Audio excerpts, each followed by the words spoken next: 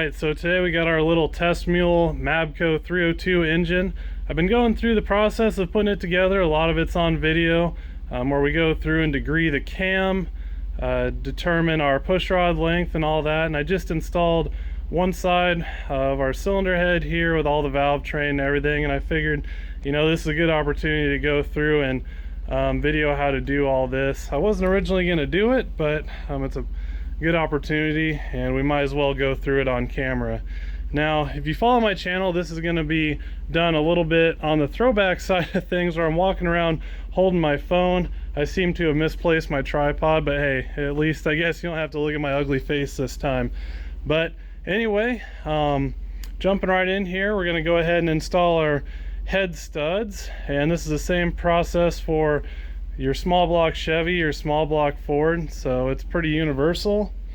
Alright, so here we have our ARP head stud kit. Now for our aftermarket cylinder heads, they can fit either a 302 or a 351. The 351 uses bigger studs or bolts, I guess, for the head, and so we have these little bushings so that the cylinder head's going to work and everything's going to line up the way we want it to. We got our head gasket here, which is the 9333 unit, so it's on the budget side of things, but it has a good compression thickness there that we want to see. So anyway, the first thing we want to do is go ahead and clean our mating surfaces off here, and I just like to use some carburetor cleaner or something to that effect and just wipe it down with a rag. So we've already done this to the face of our engine here, and we've done this to our cylinder head. So the first thing we want to go ahead and do is make sure all our head bolt threads in our block are good and clean. Now if they're dirty, it's going to distort our torque reading, and really we're not going to get an accurate measurement there. So if you want to go through with a thread chaser, I just go ahead and use a tap. It's no big deal, but basically what you're looking for is so that you can thread your head stud in all the way by hand without any resistance. So, and you want to run them all the way down till they seat, and I usually just give them a little twist with my Allen wrench here. Notice that these units come equipped with a slot for an Allen key, so that makes those pretty handy. So I'm going to get this engine clocked so that we're working straight down on this cylinder bank, so it's nice and easy to work with, and we're going to go ahead and get all our head studs in. So again, you want to make sure those threads are clean so you don't have any issues, and these guys thread in by hand. That's extremely important.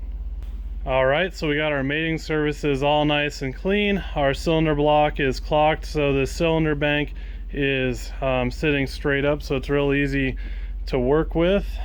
We got all our studs and all our parts and pieces out that we need, and they're accounted for before we start this process, so I think we're in good shape. Now one more thing to note here is you want to make sure that you go through and clean your studs all up, either soak them in a little thing of gasoline or just spray them off with carburetor cleaner and just give them a good wipe down. You don't want any grit or debris get in the threads and again distorting your torque rating.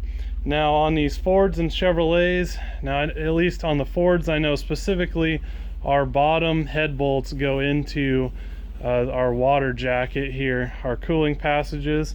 So what I like to do is use this high temp thread sealer. You can pick it up at O'Reilly's, and I use that as my I guess my lubricant for my threads.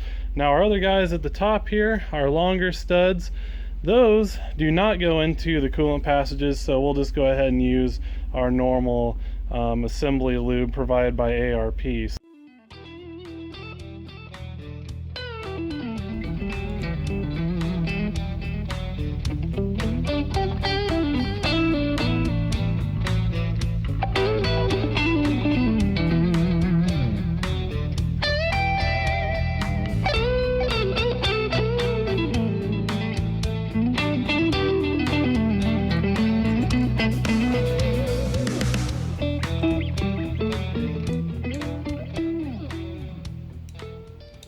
So with our studs in and all the way down seated, we can go ahead and put our head gasket on.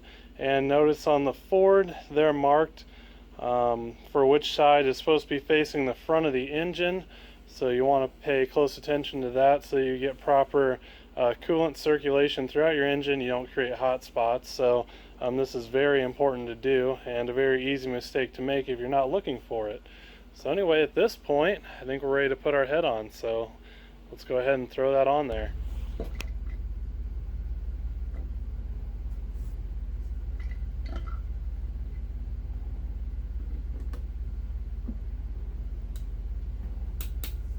Now, if you remember at the beginning of our video, I mentioned these little bushings here that we need for our cylinder heads because they're made to fit a 351 Windsor as well as a 302. So our bolt holes for our head bolts are just a little bit larger for the 351 Windsor size.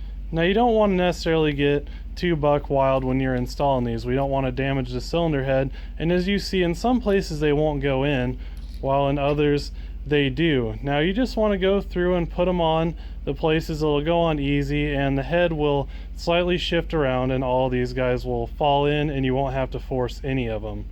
Now, one piece here that is optional in this scenario, since we have these little bushings, is these washers that came with my ARP kit. So basically their function is to go down and sit on the block and help get the proper torque rating and what have you there. But we already have this done with our bushing, but I'm just going to go ahead and lube them up and throw them on here anyway, for the fact that with these on, our head bolts, or I guess the nuts for our head studs, still get full thread, so we're not really losing anything there. So I figure I got them, might as well just throw them on there. It doesn't hurt anything.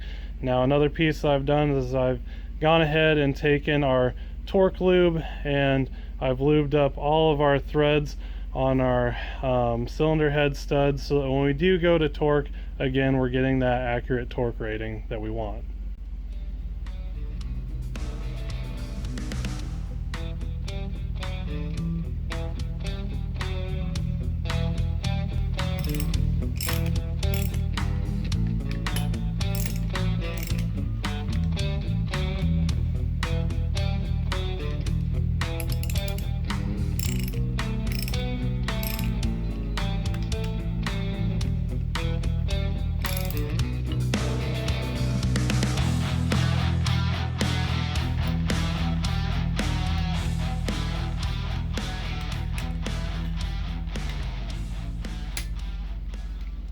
Alright, so we got our head bolts all good and snugged up. So at this point we're going to go ahead and go through our torque sequence. So something to note here is our torque spec, and from ARP on these head studs, they want to see 80 foot-pounds on the top and bottom head bolts, and actually with our ProMax cylinder heads, they also call for 80 foot-pounds, and then they want to do it in a 3-step process. So what I'm going to go ahead and do is just go to 40, and then we're going to go to 60, and then we're going to go to our 80 foot-pounds.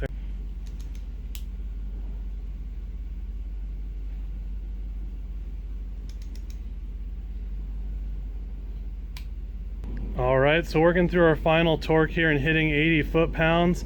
We just want to move through nice and consistent here when we're making our torque, and if your motor stand wants to walk around on you, you know, your foot in a well-placed area will help keep it at bay, but we want to do that so we get a nice consistent torque rating. And while we're on the topic, you always want to use a quality torque bar. Now, this is my own unit. Obviously, in this scenario, you don't want to run down to the local auto parts store and use one of their rental units. God knows what someone has done with that in the past. So working through this guy, we're just about done, and pretty much with that, I think we're in good shape. Our head's all nice and installed, and once I hit 80, I'm just going to go around a few times at 80 and make sure everything is good and seated in the way it's supposed to be. So I'm going to do that, and then we'll check right back. Alright, so that's pretty much it with installing the head studs. I'm confident that it's been done right and that's not going to give us any issues. So moving forward on our little crate engine here, we're going to go through the valve train and we'll go over rocker alignment here. If you notice on this side, my rockers are right in the center of our valve stems, which is really important. So we'll go through that process and how to get that all dialed in, as well as how to set the lifter preload on our rockers, and I guess how to adjust valves, as people say. So anyway, if you're interested in that, stay tuned. I'm going to be doing that pretty quick here, and it might even be tagged at the end of the video. So anyway, that's pretty much it. Installing head studs. There we go.